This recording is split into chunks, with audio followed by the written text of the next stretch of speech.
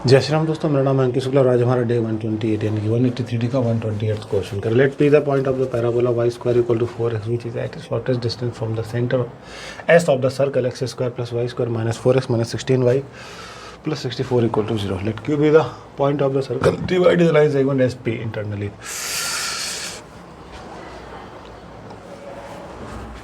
ठीक है, कह रहा है एक पैराबोला है और एक सर्कल है, ठीक है, इस तरीके से ये है डिस्टेंस, ठीक है, और ये हमारा सेंटर है, सेंटर ऑफ सर्कल, ठीक है, कुछ इस तरीके का फिगर हमारा है। अगर सेंटर देखें तो वो निकलेंगे 2,8, क्या निकलेंगे 2,8, जिसको हम S बोलेंगे, और P हमारा कह रहा है ये है, ये हमारा P है, ठीक है, ये हमारा क्या है P है, ओके। अब अगर ये P है तो ये हमारा हो जाएगा t स्क्वायर 2t, क्या हो जाएगा t स्क्वायर 2t। ये भी सही है, कोई दिक्कत की बात नहीं है, कोई दिक्कत की बात नहीं, ठीक है। अच्छा, अगर ये है तो इसकी टेंजेंट भी होगी, इसकी क्या होगी, एक टेंजेंट भी होगी, ठीक है, ये टेंजेंट भी हो गई। और अगर हम स्लोप ऑफ टेंजेंट निकालें, अगर हम क्या निकालें, स्लोप ऑफ टेंजेंट निकालें, या फिर स्लोप ऑफ टेंजेंट निकालें और अच्छा ये टेंजेंट हो गई तो ये नॉर्मल हो गई, ये क्या हो गई, नॉर्मल हो गई, सही जा रहे हैं, ठीक है। तो अगर हम मान सोचने के लिए एसपी का स्लोप निकालें तो एसपी का स्लोप क्या आएगा, जो कि नॉर्मल है, वो आ जाएगा 2t minus 8 upon T square minus 2, समझना। तो टेंजेंट का स्लोप क्या होगा, टेंजेंट का स्लोप क्या होगा, तो उसके लिए हम क्या कर सकते हैं, पैराबोला का डिफ्रेंसिएशन कर सकते हैं।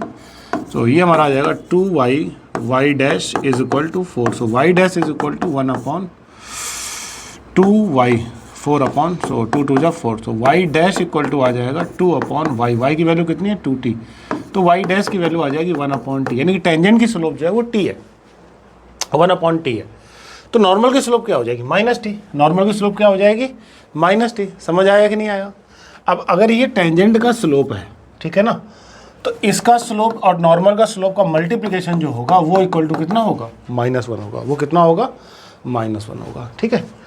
देखो लगा रहे, बन जाएगा, कोई दिक्कत की बात थोड़ी ना है। t minus 4 is equal to T cube minus T cube.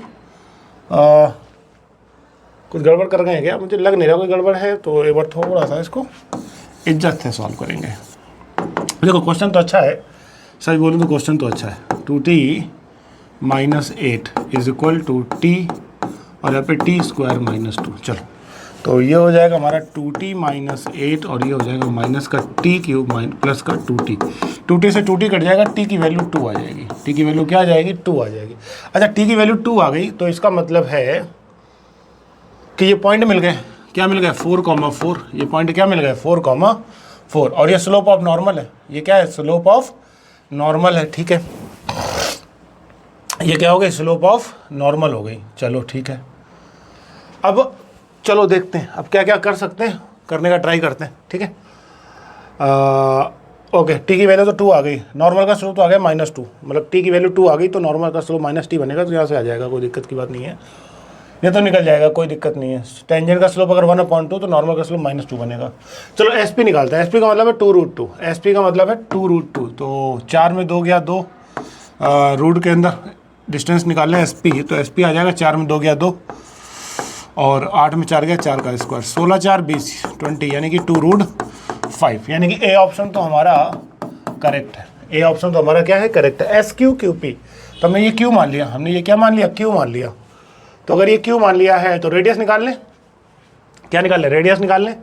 तो रेडियस ऑफ सर्कल क्या बनेगा हमारा, रेडियस ऑफ सर्कल क्या बनेगा हमारा, रेडियस ऑफ सर्कल हमारा क्या बनेगा, g square plus f square minus c, 64 से 64 गया, रेडियस की वैल्यू आ गई 2। अरे रेडियस कितनी आ रही है, 2 आ रही है, अच्छा जी, अच्छा रेडियस 2 आ रही है, ठीक है, रेडियस 2 आ रही है, ठीक है, रेडियस कितनी आ रही है, 2 आ रही है, रेडियस कितनी आ रही है, 2 आ रही है। तो हमसे कह रहा है कि SP रेशियो QP √5 + 1, तो यार टोटल डिस्टेंस 2√5 है, टोटल डिस्टेंस कितनी है 2√5 है, और ये डिस्टेंस 2 है, तो 2√5 -2 आएगा ना, मतलब ये तो क्या दे रहा है, प्लस दे रहा है, तो बी ऑप्शन तो फिर होने से रहा, बी तो है नहीं, कोई दिक्कत नहीं, बी तो फिर नहीं है, ठीक है। चलो बी नहीं है, तो अब कह रहा था x intercept of the normal to the parabola P is 6, तीसरा ऑप्शन देखेंगे the x intercept of the normal. अच्छा एक चीज़ और, चौथा ऑप्शन देखोगे the slope of the tangent of circle 1/2। Slope तो फिक्स है।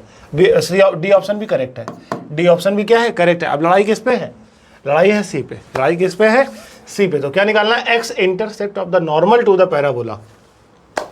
अब आप निकालो, ये आपका काम है, ठीक है। अगर करेक्ट आ जाए तो आंसर सही है, नहीं है तो फिर हमारी जो ए और डी है वही ऑप्शन हमारे करेक्ट है। तो मिलते हैं नेक्स्ट क्वेश्चन में। Thank you so much guys, जय हिंद, जय श्री राम।